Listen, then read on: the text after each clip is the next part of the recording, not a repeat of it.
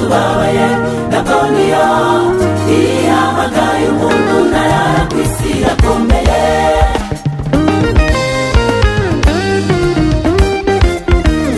Turavuga ibinyakuri Imana twiboneye, turavuga iby'amateka yawe twumvise, si inkuru mpimbano uri Imana, ni wowe Mana yo kwizerwa.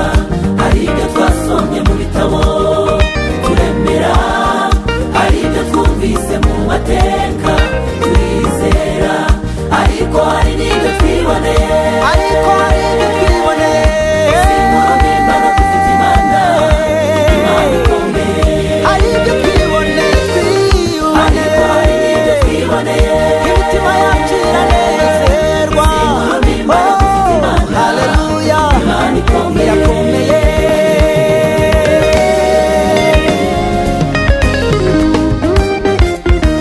Nebukadinezari yaciye iteka, atumva amajwi y'amahembe y'imyirongi n'iyubarare, uwo muwajugunywe mw'itanura ry'umuriro.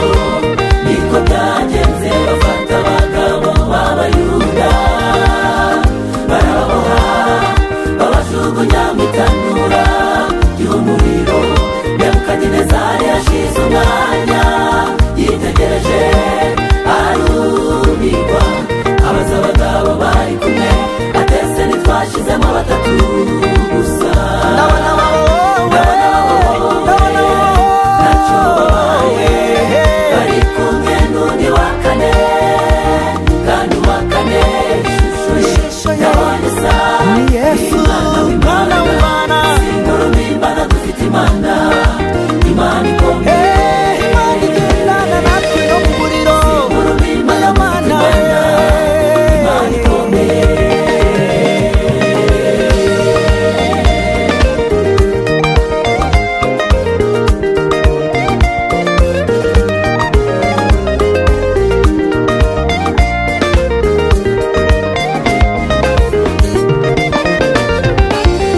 Itunyuza horokeje ikatunyuza akomeye, burya nibwo bumana bwayo. Yewe nibwo bumana bwayo. Igihe kimwe bamwe baba barira abandi bishimye, nibwo bumana bwayo.